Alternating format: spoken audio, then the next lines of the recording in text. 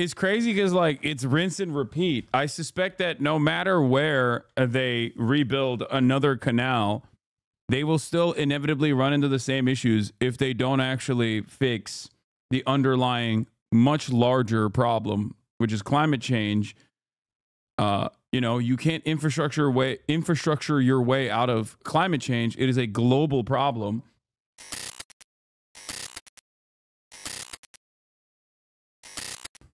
U.S. President-elect Donald Trump has threatened to retake control over the Panama Canal. Trump told supporters Panama was charging too much for U.S.-owned ships to pass through, considering how much Washington spent to build the waterway more than 100 years ago. Panama's president has hit back, insisting control of the canal is non-negotiable. It's less than a month until he's back at the White House, and President... Bro, he's making an impact. He's on this new era. He's on his American colonies arc. I gotta pee. Elect Donald Trump is showing what his approach to international trade may look like. Addressing his supporters at a rally in Arizona, he accused the Central American state of Panama of overcharging U.S. vessels for passing through the Panama Canal. This complete ripoff of our country will immediately stop. It's going to stop. The United States has a big and vested interest in the secure, efficient, and reliable operation of the Panama Canal. The U.S. helped finance and construct the canal 110 years ago and finally handed over control of the passage to Panama in 1999. Passing through the Panama Canal significantly reduces maritime travel time by connecting the Atlantic and Pacific Oceans, enabling more efficient global trade. The president-elect fears other countries could gain too much influence on the canal. When President Jimmy Carter foolishly gave it away for $1. During his term in office, it was solely for Panama to manage and not for China or any other country to manage. You see what's going on there? China. If the principles, both moral and legal, of this magnanimous gesture of giving are not followed, then we will demand that the Panama Canal be returned to the United States of America. Panama's president José Raúl Molina rejects that China has any say in the management of the canal and insisted everyone has equal treatment. The canal is not controlled directly or indirectly by China, the European Community, the United States, or any other power. As a Panamanian, I reject any statement that misrepresents this reality. The canal will continue to be in Panamanian hands as the patrimony of our nation, and guaranteeing its use for the peaceful and uninterrupted transit of ships of all nations. While Trump has yet to clarify how he plans to enforce his threats, the world may have caught a glimpse of what to expect from his second presidency. Why did the U.S. give up Panama Canal by History Matters from 2 years ago, a short animated documentary? The canal is one of history's great feats of engineering. Connecting the Atlantic and the Pacific, the canal represented a major change in trade between East and West, saving time for many states and damaging the economies of others. It was finished by the United States in 1914, and these lands in Panama around the canal were under U.S. sovereignty until 1999. Because in 1977, President Jimmy Carter had agreed to return it to Panama in return for exactly nothing. But given how useful controlling the canal was, especially during the Cold War, why did the United States do this? Why did the USA give up the Panama Canal for free? So, since Europeans had first discovered the New World, they had dreamed of building a canal straight through Central America. It never happened because digging is quite hard, and digging through a continent is even harder. This didn't stop the French from stepping up in the late 19th century though, since they had just finished building the much longer Suez Canal. The problem with this canal was the environment. Disease and terrain meant that the cost of building the canal soon spiraled out of control, and it wasn't long until the French gave up. In stepped the USA under Theodore Roosevelt, who wanted to finish the canal to expand US influence in the region. His government tried to strike a deal with the Colombian government, but they said no. This forced him to respect their wishes and, oh wait, no, rebels. In the north of the country, the Panamanians had revolted to achieve independence, and the US decided that it was going to help them. providing that they got the canal and control over the territory around it. And the new Panama government said yes, since without US support, Colombia would have reconquered the country. The canal was finished in 1914 and it remained under US control until 1999. During this time, the canal had been incredibly useful, especially in World War II when it allowed US ships to easily cross between the Atlantic and the Pacific. And the US also used it to block communist ships in the Cold War. Plus, over the decades, the transit fee to use the canal had made the US government lots of money. Yet, in 1977, after decades of negotiations, President Carter agreed to a phased handover of the canal zone back to Panama in return for nothing. So why? Well, there were several reasons. The first was diplomacy with the rest of the Americas. American control of the canal zone, particularly the military bases which were there to protect it, was seen as imperialist by most nations in Central and South America. That and the Suez Crisis from a couple of decades earlier had cemented the idea that the world's waterways should be neutral. Carter wanted to return the canal to Panama to assure the rest of the Americas that the United States was going to be a good neighbour, and to also make sure that they wouldn't make friends with the USSR. Which brings us to point number 2, competition. Part of the 1977 treaty stipulated that the US would make the canal neutral to all nations, which meant letting communist navies use it too. Carter agreed to this because he was concerned that the USSR would finance another canal in either. I'll never forgive Carter, that pussy, for doing that. Letting the goddamn commies use our canal. Southern Panama or potentially Nicaragua. As such, agreeing to hand it over in 20 years meant that building another canal wouldn't be worth it. And furthermore, the US could keep collecting transit fees during that time. The third reason was military. The Panama Canal was important to American naval strategy since it allowed for quick redeployment of its ships to different oceans. However, in the days of nuclear weapons and ballistic missiles, it was no longer as important. As such, to Carter's administration, shooting at a Trump rally? What? Why would there be a Trump rally on Christmas Eve? Chatter, are you a mobile chatter? What's happening? Trump's doing a Christmas Eve rally? What the f?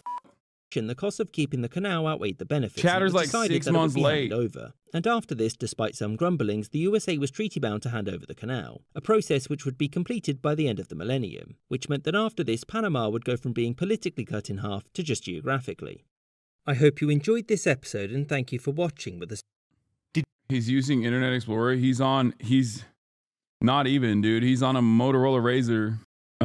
Did you know that a simple drought in the Panama region could the Great Panama Canal? This marvel of to materialize this smart canal lock system, a super fast concreting technology was needed. Look at the giant T-cranes the American engineers invented. They were moved by steam locomotives. And did you notice a small house sitting above the crane? Interestingly, the steam engine inside this house was able to lift a bucket filled with concrete and also control. Yeah, when you have issues like that, the solution, at least historically, has been implementing slave labor. That's usually seen as the solution to that kind of thing. Killed nearly 22,000 people. As a result, completely. Just remove. No, they used the Hulk. Watch the video. You're right. My bad. Portion of these huge mountains and flood the entire length of land with water. Keep watching to learn how they filled only a small width with water without flooding the entire country of Panama. As you can clearly see, if an object can float on water, just by increasing the water level, it will be lifted up. To implement this trick, we must first install 3 gates at the entrance of the Panama Canal. Assume the first gate is open. The ship enters the region between the 2 gates. Now close the first gate and open this valve. The water from the second chamber is released. Both the water level and the ship will automatically rise. Once the water levels are equal, open the second gate so that the ship can effortlessly enter the next chamber of the canal. It must be lowered to sea level again. In order to accomplish this, simply perform the same water leveling technique in the exact. However, did you notice a small issue here?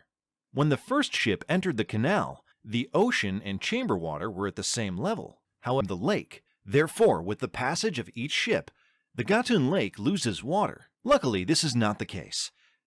The Gatun Lake is supplied by the Chagres River, whose water comes from local rainfall. Wait, so climate change and inconsistent rainfall could potentially cause a massive logistical issue down the line? Is that what we're gonna? In the Panama province. As long as there is sufficient rain, the water loss that occurs during each ship crossing is easily compensated for. However, the Panama Canal drought of the year 2019 scared everyone. The water level in Panama became too low due to the drought. Some shippers... It's cool, man. You could just like get a bucket, get a bunch of people with buckets and just like dump water into it, and you can solve that problem that way, I think. You know what I mean? Shippers were forced to limit the amount of cargo in order to safely navigate the waterway. The next year, there was sufficient dam region. Yes, global warming affects the canal. There was protests last year because there was a mining company that was destroying the rainforest around the canal. Isn't that where the guy killed the protesters? Am I misremembering the Santa Claus looking motherfucker who shot the protesters that were climate change protesters that all the right wingers celebrated on Twitter, by the way? The newly formed water body is called Gatun Lake. Oh, the Vince Vintage video came out on Tyler Oliveira. My goat, Vince Vintage. One of the largest man-made lakes. Simply by controlling the dam height or the height of the water surface, we can achieve different levels of flooding. Unfortunately, there is no way in this region. If you try to flood the entire crossing, almost the entire country of Panama will be underwater. Because of this, America's ocean remains above water. Now begins the real challenge: removal of this 15-kilometer-long unflooded region, or the formation of Culebra Cut. The whole purpose: connect the dam and ocean water. Have a look at these gigantic machines known as a track shifter, dirt spreader, and... I'm not gonna lie, I wish this stuff wasn't animated. I would like to see the real trains, but maybe that's just me. And even like the canal too. What? Charlie watched a video with Brace in it. Some of your worlds colliding. Not sure if the OG video is satire or not. Recently, spanking therapy is crazy. And unloader. Interestingly, they were all invented for one specific purpose: form the Culebra Cut by removing the earth and connect the oceans. The king of the Panama Canal construction machinery was the steam shovel, created by Bucyrus. Okay. Go to the Panama Canal IRL. They have a train that goes from coast to coast in some seasons. There are so many videos on the Isthmus of Corinth. You can walk over and watch the ships pass under you. I want to see. These little animations are pissing me off a little bit. I want to see real life. You probably know by now, the Panama Canal is dying. You've seen the headlines, watched the videos. The canal is facing a crisis like never before. Its lifeline, water, is drying. Ships are piling up in long queues waiting for days. Freight costs are skyrocketing, and the ripple effects are being felt across global trade. And while Panama fights to stay afloat, other countries see an opportunity. They're racing to capture a piece of the $270 billion worth of cargo that passes through the canal annually, and its impressive $4.99 billion yearly revenue by creating their own megaprojects. This is the race to replace the Panama Canal. Which megaproject will take the ultimate prize and become the next trade route? One thing is certain, it won't go. It's crazy because like it's rinse and repeat. I suspect that no matter where they rebuild another canal, they will still inevitably run into the same issues if they don't actually fix the underlying much larger problem, which is climate change. You know, you can't infrastructure your way out of climate change. It is a global problem. And so I don't know. During the 2006-ish, the Panamanians voted for a referendum to expand the Panama Canal. Down without a fight. The Panama Canal is one of the greatest. I guess you'd have to swap the intermediate from a canal to maybe trains. There's a Chinese version. Have you ever imagined the I've ship seen this sailing one. above I've already mountains? watched this video. I watched the video. It's fucking so sick. Like I've watched a version of this video, not this exact video, but astonishing ship lifts and this is like stupid. This is the stupidest fucking. I mean, it's so sick. Look at this. Weighing thousands of tons are defying gravity and ascending into the sky. Something you wouldn't believe unless you saw it yourself. But how can a ship weighing as much as a skyscraper be lifted hundreds of feet above the ground? It's incredible. What kind of technology makes this possible? Time to find out. Dams are powerful tools for generating electricity, controlling floods and storing water, but they also create enormous barriers by blocking the natural flow of rivers. This wall divides the river into two distinct sections: upstream, where water piles up into a vast reservoir, and downstream, where the water level can be significantly lower. The result is a dramatic elevation difference between the two sides. This is why Water 7 was one of the best arcs, in my opinion. Of the dam, ranging anywhere from a few meters to over 100 meters, depending on the dam's size and purpose. And here's the core issue. Ships rely entirely on the continuity of the river. Without a way to traverse this elevation change, the river is effectively split in two, bringing maritime trade and transport to a halt. This disruption not only affects cargo movements, but also the communities that depend on river routes for economic and daily activities. It turns what should be a seamless journey into a dead end, unless there's a solution. Historically, the solution to the problem of elevation differences created by dams was the use of locks. Locks are essentially giant water-filled chambers with gates at either end. Ships enter these chambers and the water level is either raised or lowered to match the next stretch of the river, allowing vessels to continue on their way. The use of locks to solve elevation differences in rivers dates back centuries.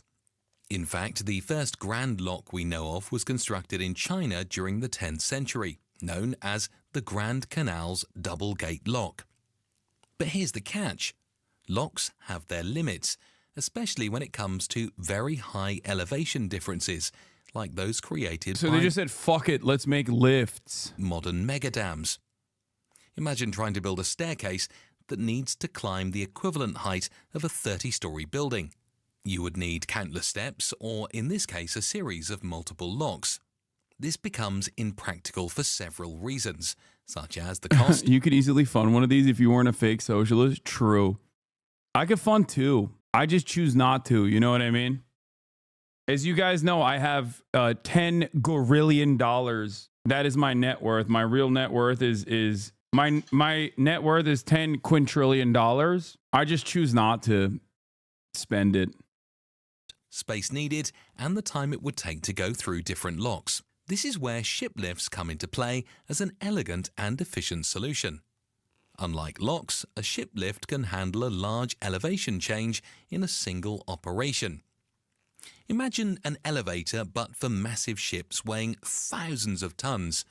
Instead of waiting hours to pass through a series of locks, vessels can be lifted or lowered quickly, saving both time and valuable resources. And there's no better example of this than the colossal Three Gorges Dam ship lift. As one of the largest ship lifts in the world, it's capable of elevating vessels weighing up to 3,000 metric tons. Imagine lifting something as heavy as 500 elephants, or about the same weight as a small skyscraper, 113 meters or 370 feet up in the air, all in just 40 minutes. This makes crossing the height difference created by the dam efficient and surprisingly quick compared to the traditional 5-stage lock system, which could take 3 to 4 hours. This boost in efficiency is crucial for a dam of this size, located on the busy Yangtze River. Since its opening in September 2016, it has significantly increased the river's freight capacity, allowing for safer and faster shipping while also cutting 25%. This ship lift is a complex piece of technology with some remarkable specifications. The lift chamber itself... So, did they mention this and I missed it? How do they power it? Do they power it through hydropower or... ...is like a giant floating bathtub filled with water, measuring 120 meters long, 18 meters wide and 3.5 meters deep. The entire structure is suspended by 256 ropes, each connected to 128 double rope pulleys that balance the lift using counterweights. These ropes are anchored to the tops of 4 massive reinforced concrete towers, each towering 169 meters high. This intricate combination of counterweights and ropes allows the ship lift to move with the kind of efficiency and reliability needed for such an enormous task. While the Three Gorges Dam ship lift is an impressive engineering marvel, it's not the only large-scale lift redefining river navigation in China. Another major project pushing the boundaries even further is the Gubatan ship lift, currently the world's largest ship lift, capable of elevating vessels weighing up to 500 tons to a staggering height of 199 meters, or 653 feet. That's... Dude, I can't believe we live in a world where this kind of shit's happening. And like a lot of people are like, oh, Belgium did this, this place did this, that place did this. Like, it's still marvelous. Okay? Like, imagine being on a fucking ship and then you just go on a hydraulic lift. The more impressive part is the lift all the water that 500 tons sits on. It's taller than a typical 60-story building. This impressive capacity makes the Gubatan lift crucial for enabling smooth river navigation across China's rugged interior. Its sheer lifting power is key to connecting the Wu River with broader economic networks.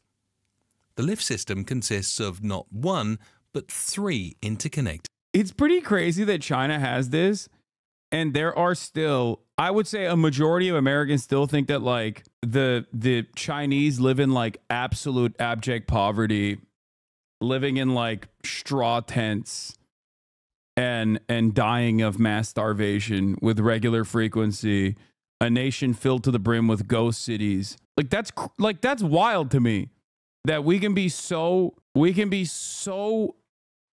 oblivious to what the fuck is going on elsewhere. Americans think China is Ohio. Yeah, no one believes that in 2024.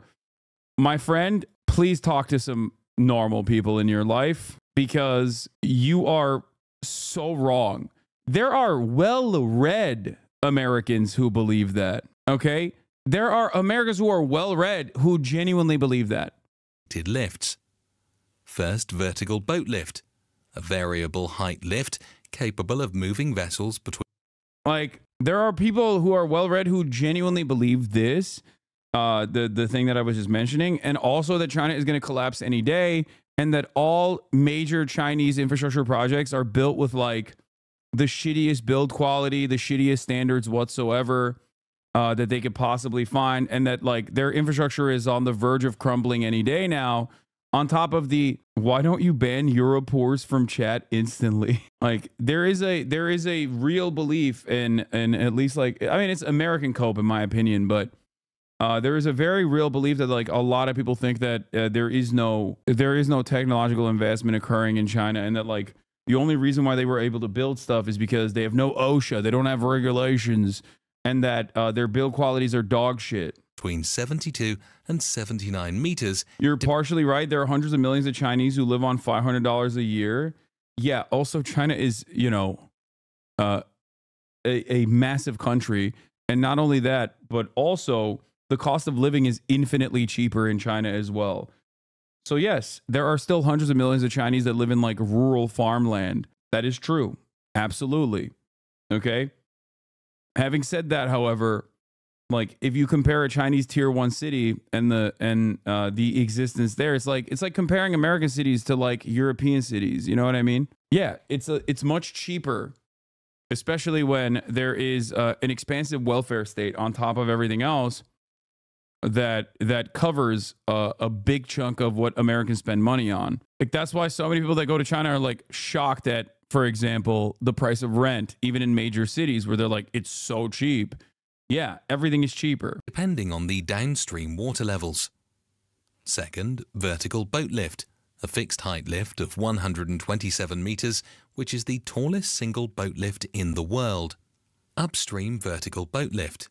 This lift has a variable descent height of up to 47 meters, depending on the reservoir water levels. The Gubatan system is designed to be both powerful and fast. Each of the It's so cheap with respect to America wages, you idiot. Wait, what? Why are you mad? First of all, why are you upset? Are you John America? Like, I just don't understand it. First of all, you immediately hit the GDP line, which already is an interesting standard to set because, you know, look at America, wealthiest nation on the planet. Part of the reason why the GDP is so fucking high is because we have created ineffective expensive and expansive middlemen. You're the, oh my God, everything is so cheap. I'm bringing my American wages herp derp. No, I'm not saying that at all. I'm simply stating that the reason why Americans are shocked at how fucking cheap everything is because the like things are just much cheaper in China, and things are ultimately also cheaper, especially when you have an expansive welfare state in even Europe. I didn't just compare America to China, I compared it to Europe. Yeah, no chatter that says herp derp is going to be 14 years old, okay? This person is 38 years old minimum. We're about to be in 2025. Yo, I'm 30. My management just sent me a Christmas Tree lifts has a lifting capacity of 1,800 tons, and the lifting speed is approximately 8 meters per minute. This means that a 500-ton vessel can be raised or lowered in just 10 minutes. But what really sets the Gupatan ship lift apart is the network of elevated aqueducts and tunnels that connect these lifts, spanning a total distance of 2.3 kilometers, that's 1.4 miles. This elevated canal system, suspended 100 meters or 328 feet above the ground, is what gives this lift its surreal quality. Ships quite literally sail above mountains. There ain't no way, bro. Forgive me, Father, for I have zinned. Did Zin send me? What the fuck, bro? What the fuck? No way. Hold on. Hold on. Merry Zinmas, everybody. That's wild. This is wild. I thought it was just from my management, but I don't know if it's like actually from Zin or not. Oh no, it's from, okay, it's from my management. Never mind. It's not directly from Zin. It's from management. Okay, that's crazy. All right. My manager sent me a Christmas gift. What the hell is this? Like, how does this? Yeah, let's promote nicotine products. I'm not promoting nicotine products. Do they think you're a right-wing content creator? No, my managers know I'm not a right-wing content creator. That's why they got this for me. A custom case, a custom Zin pouch case. The black thing is a snus holder or a Zin holder. Yeah. And a Zin belt holder. That's crazy. That's crazy. And then this, I guess the top pocket is for like trashing it. And then the bottom pocket is the holster for like when you're done with your Zin, you spit it into it. And then the bottom is where you put it. That's crazy. A Zolster. What the fuck? Saying you're promoting nicotine is insane. Yeah, what's really funny about that is that, like, first of all, it's illegal, I'm pretty sure, to promote nicotine. And I certainly am not promoting nicotine. I do, however, you know, consume nicotine products. Stop promoting this stuff. I'm not promoting it. If tobacco didn't give you cancer, would you prefer cigs to Zins? It's not just cancer.